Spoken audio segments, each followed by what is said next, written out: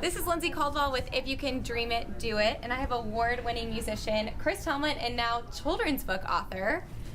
I mean, look at that. Who would ever dream that? So, Good Father comes out today. We're actually at Barnes & Noble. I know. So what made you want to jump into the children's book world? Well, I have 2 little girls, and so my every night is, reading books, and so I'm in that world. I'm already thinking that way. I love stories, obviously, and I love seeing what connects with my little girls.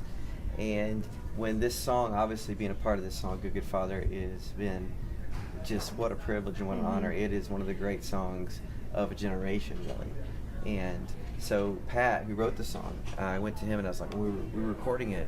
I was like, Pat, the opening lines, I've heard 1,000 stories of what they say you're like. That very first lyric, I said, I think that's an amazing story for kids. I think we could really take this idea. And at that point, because I had a little girl, I said, what if we took this little girl and she wants to know what God's like, and she keeps asking all these different people, what's God's like, and they're giving her different answers. Well, I think he's like this. I think he's a warrior. Well, I think he's a farmer. I think he's this. And because everybody has a different opinion on God, but all those things are true. Right. And because he's a father, he protects, he provides. All this stuff started coming about. How can we help kids understand that God is so many things?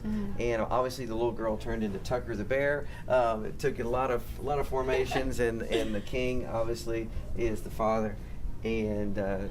So it's been amazing I love this story. I think I had more fun don't tell anybody, but I think I had more fun than writing my music than making this book, because it was so different. This is different space for me, obviously, because all I've ever known is music, but it's really fun, just sharing the story. And then obviously it's family tested at the house, and so they like it. My little one, she has trouble getting through it, but we're getting there. Speaking of that, what's a special moment for you now that you do have the finished product reading it to your girls? I think probably I think probably reading it for the first time when we finally got the illustrations, because that's everything. With these kids books was amazing too. Is like, because they love looking at the pictures, and just to turn every page in both girls in my lap, and they're just like, one's pointing because she can't talk, the other one's like, oh, I love the turtles, I love the, like, I cannot believe that this is something I got to be part of with my girls, and them understanding. I think what's the powerful thing is them being able to understand God a little bit more, and as a dad, when you're reading it, you're also, it's kind of a weird way it's written, in that you feel like, gosh, I should be. That's what a father is. He provides. He protects his family. He brings laughter to his family. That's what you're supposed to be. That's what it's supposed to be about. Right. And so it's a good check, as you're reading it too. It's like, I know God does this for us, but am I doing this for my own kids? So it's been really special with those 2 little girls in my lap reading it. That's awesome. And you talked about it earlier, but just how awesome it was to dive into the book writing space. Yeah. Do you think that you'll write another book? I don't know. I'm already talking to my wife about it. It's like, do you think you're going to do this? You think you're going to do this? I was like, I don't know. I could see myself I really loved it. So we'll see how this does. I mean, if people are like, don't ever write another book again, then, the people will tell me. Right. If they're like, we love this because something else, then we'll see. And you have a busy October. Your oh my goodness. 11th album comes out, Never Lose Sight, October 21st. What do you feel like God has been teaching you specifically with this album that maybe is different than past work? The album is titled Never Lose Sight, and it's probably that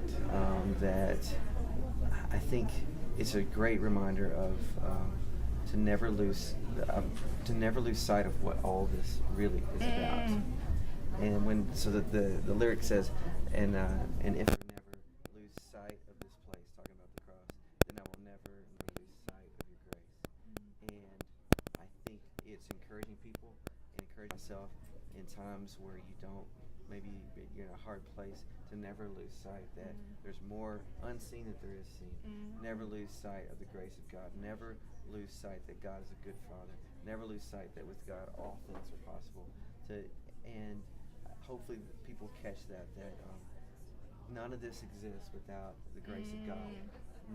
There's no music, there's no worship music, there's no hope connection to God, there's no reason even to sing to God without the grace of what God has done through His Son Jesus. So Right. it's really that simple, and so it's just to never lose sight of that. That's the whole reason any of this thing, even I love that. any of this exists. A lesson I always feel like I'm learning. Yeah. It's just that He's always there. And kind of 4 days later, or not kind of, but 4 days later, there's another project. It's in theaters one day only. Yeah, I wish it was like in theaters for a long time. That's so cool though. And it's basically a unity project. Yes. With multiple artists, speakers, Louis Giglio, Worship Night in America. Mm-hmm. And it is coming to theaters all across the nation and across churches. The response has been overwhelming. Mm-hmm. For these one night things that they tell me, they've had people, we do a lot of these, and they're like, we've not seen this kind of response before. Wow. From the tickets that have been sold and all the theaters that it's going to. And so it's a night of church together, really in unity. Obviously, it's right before the election. Right. And the night is purposeful because we wanted, in a moment, to say prayer is greater than politics. That's kind of what I wanted to say in this, is that we're in a place of unrest, uncertainty of like where we're headed as a nation, where we're headed in the world. There's so much fear in the world. And I want to say, the church's place has always been to stand in the gap and be a people of faith in the midst of all that. Right. So I'm just really grateful that to be in these nights and have all these to see what happens. I mean, I wish I could be in every theater. And we'll see. We'll be connected across the nation. And that's October 25th. Yeah, it's coming up. It's amazing. And I read that it was a dream that you really got in the night that God gave you. Yeah. And this is actually a website really about following through on your dreams. Amazing. And I wanted to see what that dream looked like, and I think a lot of people get stuck after they get that vision from God because of fear. So what did that dream look like, and then maybe the first step you did once you got that dream? Well, the vision, it was really vision of like, it just, it comes about that fast. And I just saw it in my mind. I saw just an arena filled with people, and I saw all of my friends in worship leaders leading together, and we're all just, hey, what's the next song? What's the next song? What are we going to see? Let's just sing together. It was because in my world, it's this band plays, then this band plays, then this band plays, then the headliner plays. Right. And the vision, I felt the dream that God gave me was like all of us together. There are no openers, there are no headliners. Just we're together, bring the church together. And I just saw it. I could see it, and I could hear it. I could hear the sound. Like, this is going to be amazing. The steps, I think, it is to sit with it for a while and see in about a month or two's time if that's still something that is burning in you. And it never left. It was like this burning, like, I want to. That gut This is something that I feel like I need to do. And it's usually has a great risk involved. Right. And probably the riskiest thing I've ever done in my life.